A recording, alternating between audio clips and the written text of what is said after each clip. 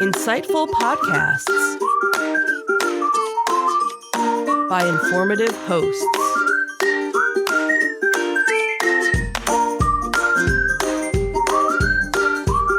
Insights into Things, a podcast network. Welcome to Insights into Technology, a podcast exploring the latest in computers, networking, home automation, mobile computing, and all things technology related.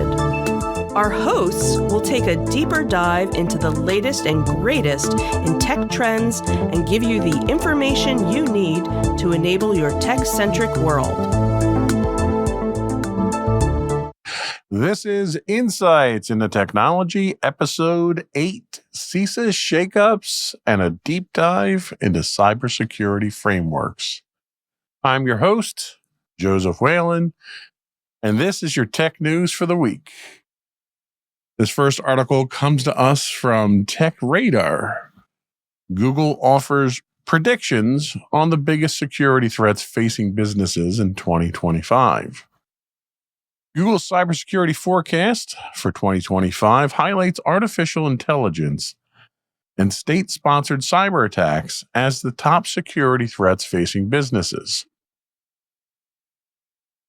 AI's dual role as both a defensive tool and as an attack enabler is central to these concerns, with Google predicting its widespread use in generating deepfakes, phishing schemes, and in other social engineering tactics.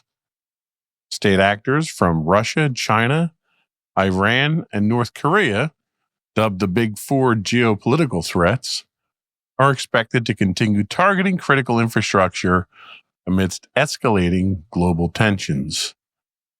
The report also emphasizes a persistence of ransomware and data extortion as significant challenges, with incidents reaching record highs in 2024 and showing no signs of slowing. Google predicts a second phase of AI security will emerge as semi-autonomous systems become integral in combating these evolving threats. However, as generative AI tools empower attackers, cybersecurity teams will face mounting pressure to counter increasingly sophisticated and frequent breaches. And so we've talked about this in the past, how AI is a dual-edged sword when it comes to cybersecurity. In cyber attacks, we've seen them used for generating deepfakes and phishing schemes. They've been used for overall social engineering attacks, but they've also been used to generate actual malicious code as well. And then more so, I think, in 2024 than prior years, we've seen AI used as a defensive tool as well. Organizations are increasingly adopting AI-driven security tools to automate threat detection and response. This second phase of AI security that Google talks about suggests that enterprises need to integrate semi-autonomous systems into their cybersecurity operations to stay ahead of the attackers. I think that's, of all the things, and a lot of what came out of this article with Google was kind of a no-brainer type of, let's pick, the usual suspects, and they really did. I don't think there was anything shocking or unexpected that came out of this report from Google. But I think the one thing that came out that probably has the most potential impact is defensive AI for cybersecurity. They talk about the geopolitical threats. That may become less of an issue under a new Trump administration, considering how close Trump seems to be with these big four aggressive nations, Russia, China, Iran, and North Korea. So that might not be as much of a factor as Google thinks it's going to be. However, chances are, if there isn't outright intentful attacks, you may see opportunities for these attackers to embed themselves in various pieces of government infrastructure and become advanced persistent threats that can be triggered at a later date, or just exfiltrate information on the fly. We do also have to take a look at the rising complexity of ransomware and extortion or double extortion tactics from the ransomware.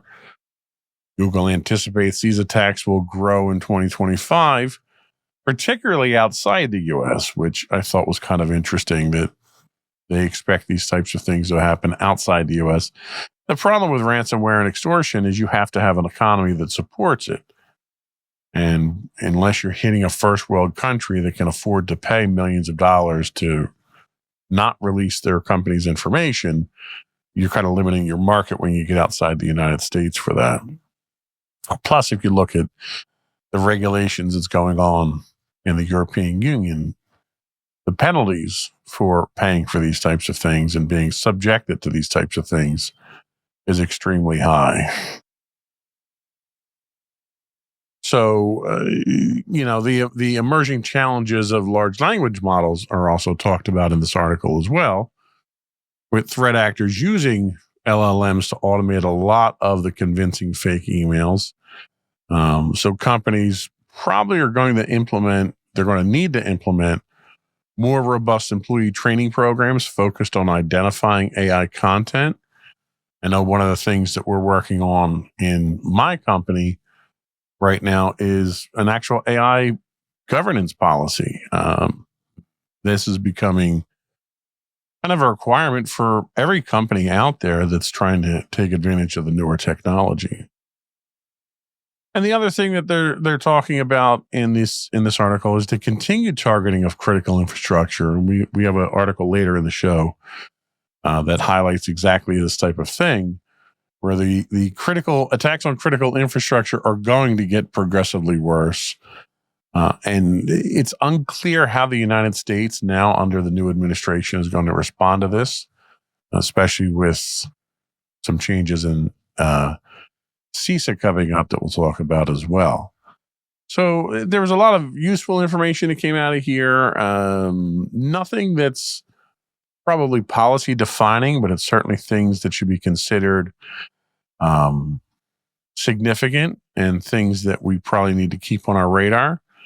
And, with budgeting time coming up at the end of the year here, it's going to help us shape our cybersecurity budgets moving forward, anticipating where we need to focus our attentions and our efforts. One of the things I'm learning rapidly is cybersecurity is an expensive endeavor, regardless of how you go about it. Our second story today comes to us from Security Week, and they tell us that the CISA director, Jen Easterly, is stepping down. CISA Director Jen Easterly and Deputy Director Nitin Natarajan, I apologize for that. I'm not very good with names. They'll be stepping down on January 20th, coinciding with the transition to the new Trump administration. And they'll be clearing the way for new leadership at the U.S. Cybersecurity Agency. Easterly is a decorated intelligence officer and has led CISA since 2021, spearheading initiatives like the Known Exploited Vulnerabilities Catalog, the Shields Up campaign, and Secure by Design principles.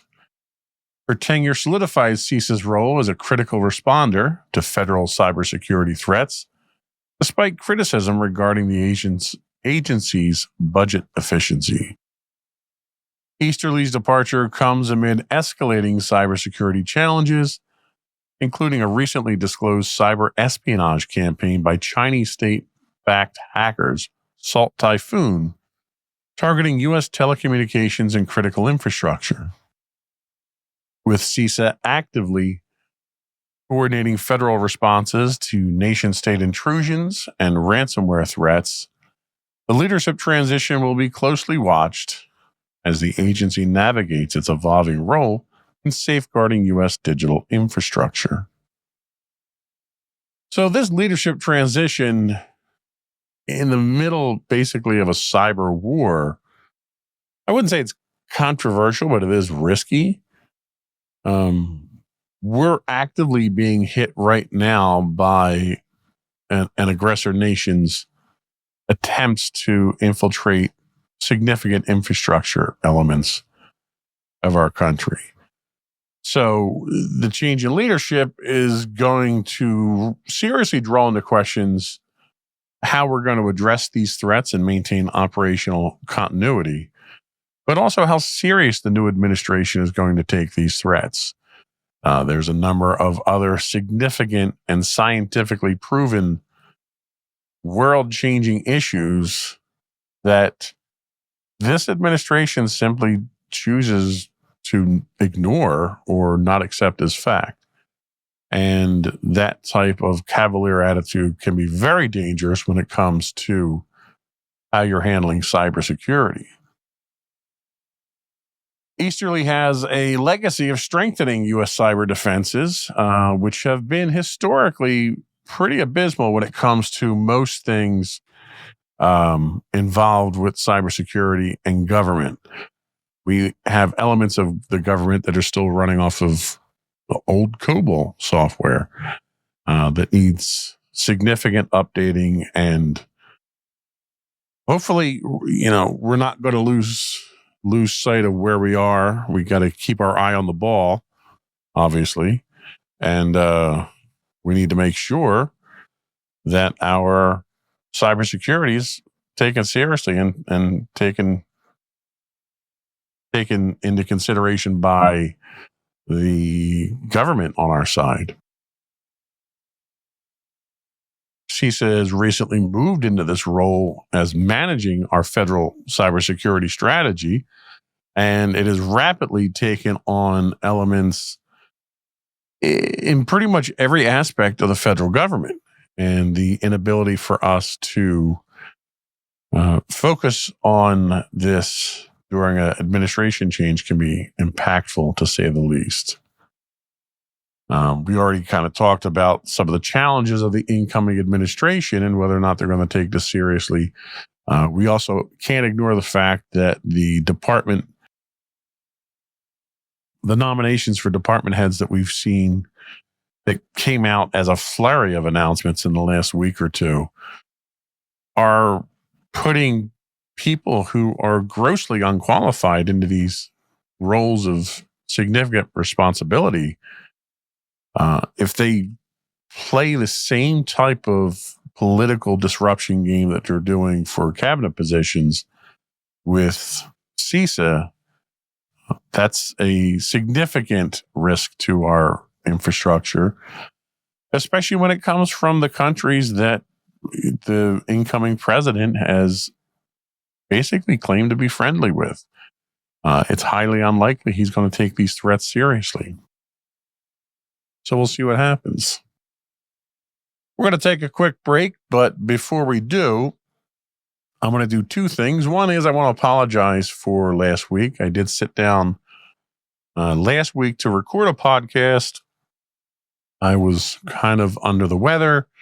Got about 20 minutes in and was coughing so bad I had to stop the podcast. So we didn't put out a technology podcast last week, and I apologize for that.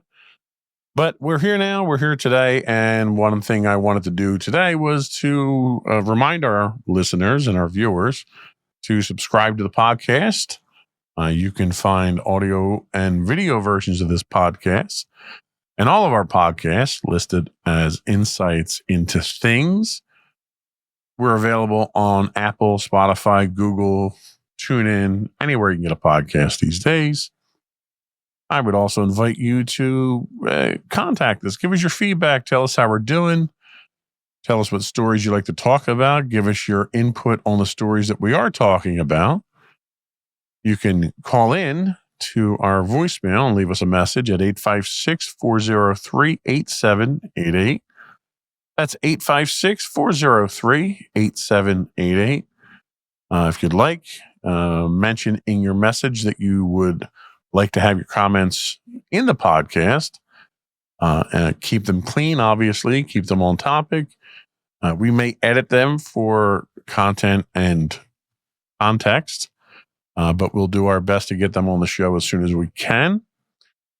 You can email us at comments@insightsintothings.com, or you can find links to all these and more on our official website at www.insightsintothings.com. And we'll be right back.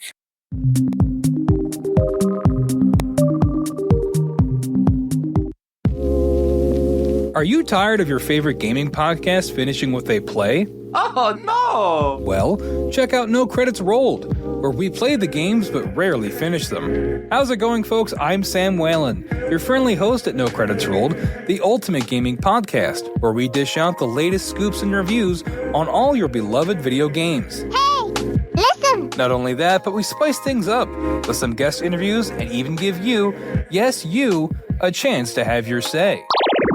Tune in every other week for a fresh dose of No Credits Rolled, available on all major podcast platforms, and hit us up on social media at No Credits Rolled. So why wait?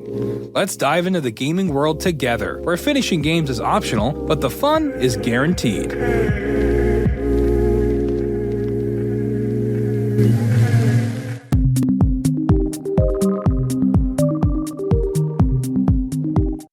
Welcome back to Insights into Technology.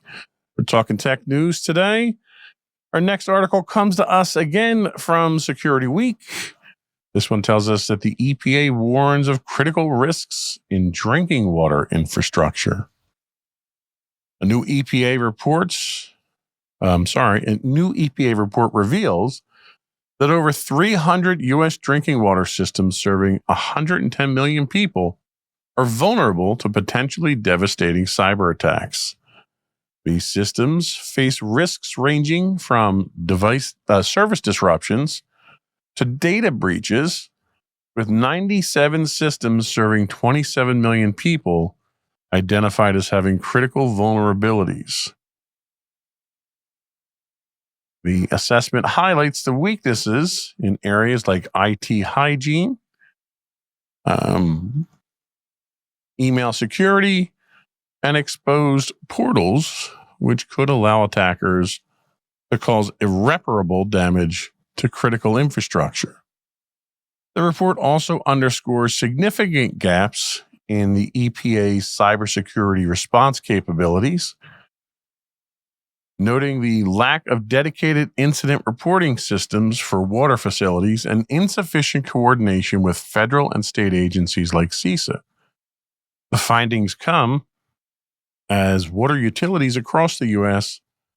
grapple with outdated systems, default passwords, and alarms that seem to keep going off for no good reason, and insufficient security measures, highlighted further by recent attacks like the one targeting American Water recently. These vulnerabilities underscore the urgent need for stronger cybersecurity measures to protect vital drinking water infrastructure. Now, this is very similar to the infrastructure attack that we're seeing recently on telecoms and other similar services. These infrastructures, these critical infrastructures, are soft targets for cyber attacks. They're often underfunded. They are working off of antiquated hardware and software, and they've not had the resources to simply go through and harden their systems. As a result, vulnerabilities pile up, and attackers are going to start going after these soft targets because they're easier to hit than the ones that are getting the type of attention that's required.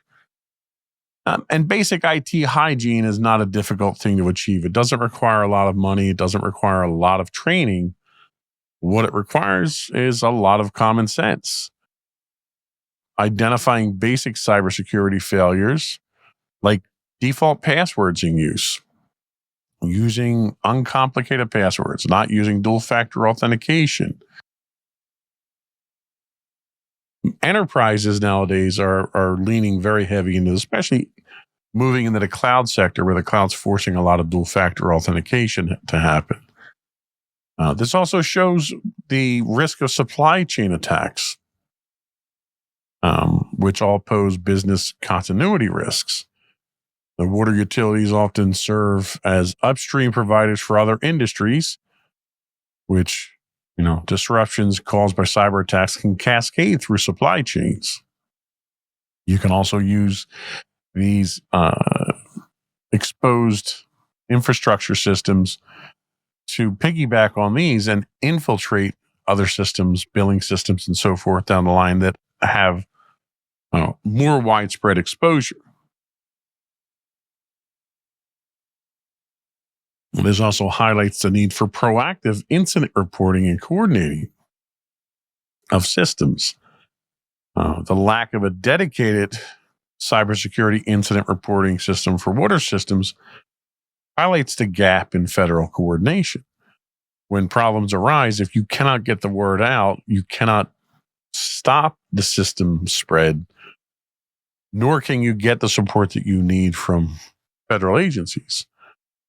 All in all, it signifies an emerging threat landscape.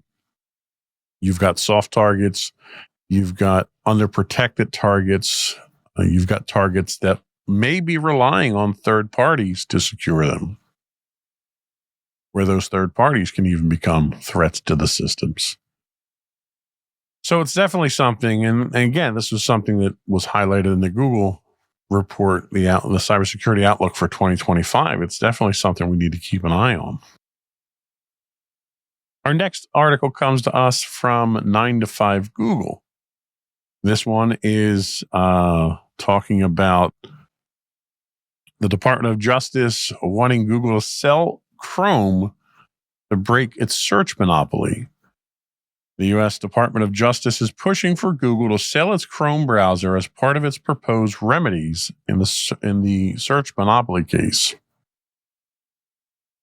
The DOJ argues that Chrome's integration with Google's search engine gives the company an unfair advantage by serving as a key access points for users. Questions remain about how such a sale would affect the open source Chromium project, which underpins not only Chrome, but also other browsers like Microsoft Edge. Google, which plans to appeal, warns that splitting off Chrome could disrupt its ecosystem. While antitrust officials have backed away from forcing Google to sell Android, they recommend decoupling Android from Google's other products, including the Play Store and Search, which are currently bundled together. Other proposed remedies include requiring Google to license its search data and results and allowing websites indexed for search to opt out of AI training. Final ruling on these recommendations is expected in August of 2025, with the potential to reshape Google's operations and the broader tech landscape. So this is strangely reminiscent of the Microsoft Internet Explorer monopoly fight that they had with the Department of Justice. This is, again, another example of the federal government using traditionally heavy-handed tactics against businesses, despite the fact that the business that they're trying to affect doesn't operate the same way that more traditional businesses act. And when I say that, I don't mean that Google is special or something like that. The problem is that they're trying to take examples of trust busting, of monopolies in railroads and steel and, all the stuff from the 1800s that was done, and apply it to a technology where the technology evolves faster than the litigation does. So trying to impose monopoly control on these types of things is difficult. It also shows a fundamental lack of understanding on the part of the federal government on just exactly what this means. Google is not just an American company. This is an international company setting international standards for an international system of communication. For the federal government to come in here and try to implement the same type of stuff they did for Standard Oil and other companies, it just shows a naivety on the part of the federal government and a lack of understanding of what they're dealing with. And it's almost like a knee-jerk reaction that we're seeing. You may see one of the other alternatives they're talking about is the Department of Justice's push to uncouple Android from Google Play and search in an attempt to reduce Google's control on the mobile ecosystem. Well, they built the ecosystem as much as Apple has built their own ecosystem. And for the federal government to come in and tell you that you can't run your system the way that you want, I mean, to say that it's politics is an understatement. But it's also almost juvenile in its nature and how they're going about it. So hopefully this is not something that's going to drag a future development of the internet down and bog us down in a lack of innovation. That's usually what overregulation tends to do on the part of the government. The last article that we have today comes to us from The Verge. I thought it came from The Verge. I didn't have this one up, but okay. We'll run without the graphic. Microsoft's new resiliency initiative aims to avoid another CrowdStrike incident. I'm sure everyone remembers the CrowdStrike incident that took down so many systems. It's rumored to have taken down a quarter or a third of the internet, from what I heard. Microsoft has launched the Windows Resiliency Initiative to bolster security and recovery measures following the widespread CrowdStrike incident that disrupted 8.5 million Windows PCs and servers earlier this year.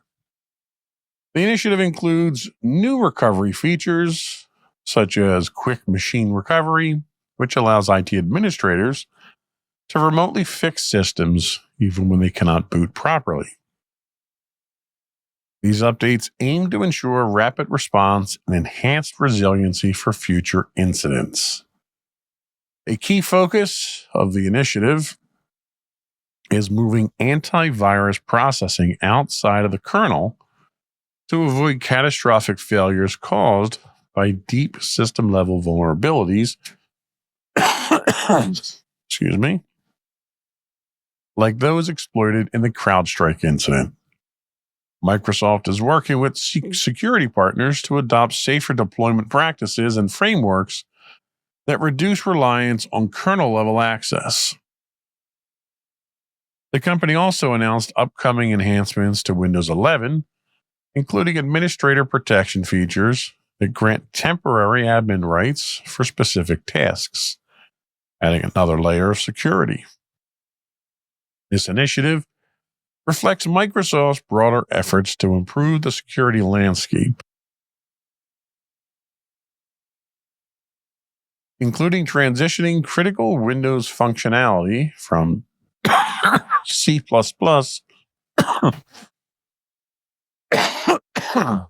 to Rust, a memory-safe programming language.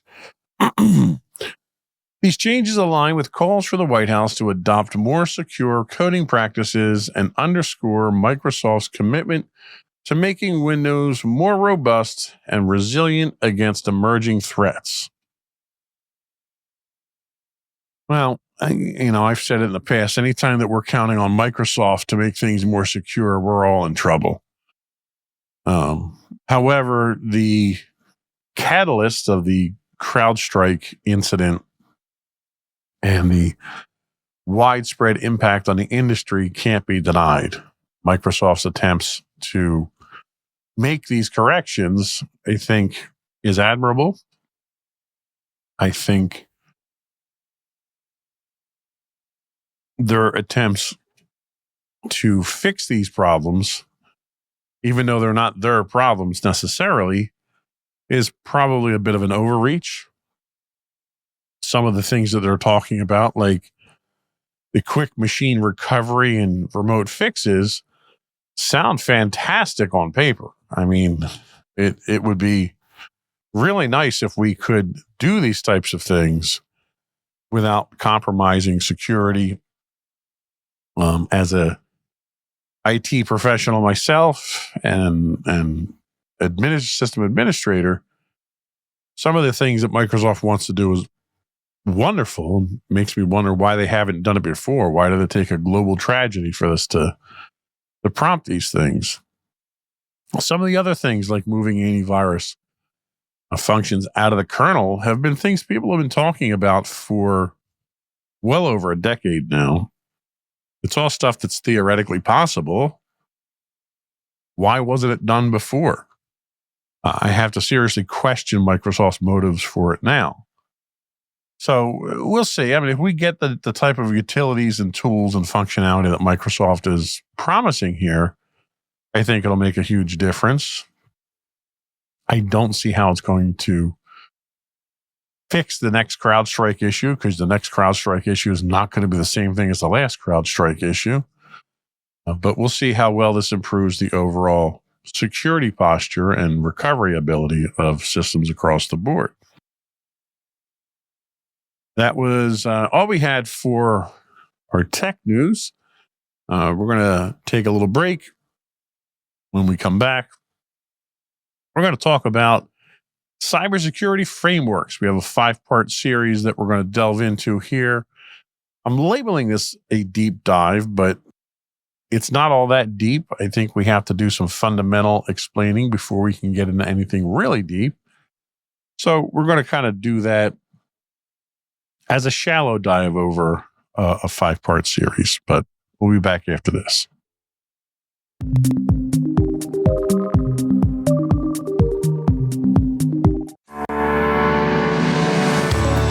Insights into Entertainment, a podcast series taking a deeper look into entertainment and media.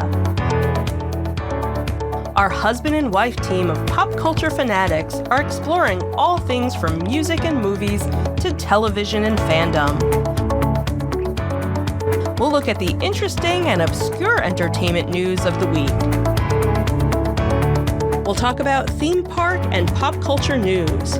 We'll give you the latest and greatest on pop culture conventions.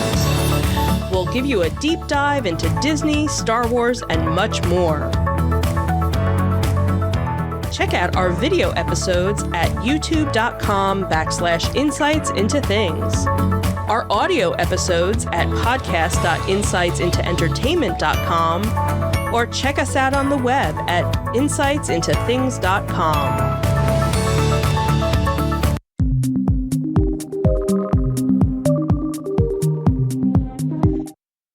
So we're going to talk cybersecurity frameworks for a little bit here. Despite the fact that this is a 5-part series with a significant amount of detail, it's more of an introduction than a deep dive. But we really need to, this is only going to scratch the surface of cybersecurity frameworks, but it should provide an understanding of the basic concepts of cybersecurity frameworks, and it's needed before we can do any kind of a deeper dive. We're going to talk about what cybersecurity frameworks are, what their purpose is. We'll then take a look at some of the more common cybersecurity frameworks across several industries. Finally, we'll take a look at some of the emerging frameworks and discuss some compliance strategies and common challenges. And then we'll look at the future of cybersecurity frameworks and computing in general when it comes to security. So, what are cybersecurity frameworks? That's probably the first question we should start out with here. So, in short, get on the right frame there. So, and I got thrown completely off here. Here we go. Cybersecurity frameworks are structured guidelines and best practices designed to help organizations secure their information systems and protect sensitive data. These frameworks are essential tools in today's digital world where threats to personal information and corporate assets and national infrastructure have become more frequent and sophisticated. Each cybersecurity framework provides a foundation for protecting data and maintaining the integrity and functionality of systems that people, businesses, and governments rely on daily. To understand cybersecurity frameworks, it's helpful to differentiate between three core concepts of compliance, standards, and frameworks. Compliance refers to adhering to a set of rules or regulations, often enforced by law or industry authorities. For example, businesses in the financial sector must comply with specific regulations to protect customer data. Standards are detailed technical guidelines or specifications created by organizations like the International Organization for Standardization, ISO. These serve as benchmarks for implementing effective security practices, but aren't legally binding unless adopted into a regulatory requirement. And finally, frameworks provide a structured approach that organizations can follow to build a comprehensive security program. Unlike strict rules, frameworks are adaptable, allowing organizations to tailor security measures to their unique needs. Cybersecurity frameworks are critical for both businesses and individuals. For businesses, they provide a roadmap for creating secure environments that protect customer data and maintain trust. Adopting these frameworks reduces the risk of data breaches, fines, and reputational damage. For end users, frameworks indirectly enhance security, ensuring that companies handling their information follow best practices to prevent misuse or theft of their personal data. Now, there's several well-known cybersecurity frameworks that have been established to meet the needs of different sectors and types of information. We're not going to discuss all of them here. We're going to discuss a handful of them. We're going to discuss probably the most popular, well, I say popular, but most well-known ones.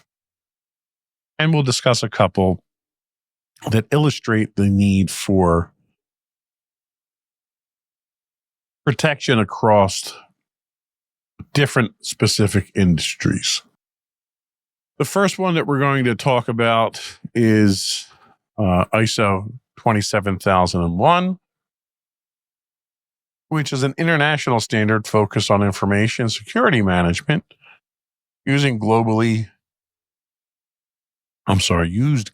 by organizations looking to formalize their security practices.